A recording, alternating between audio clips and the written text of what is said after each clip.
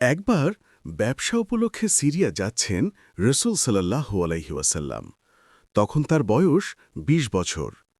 আর তার সাথে বন্ধু আবু বকর, তার বয়স তখন ১৮।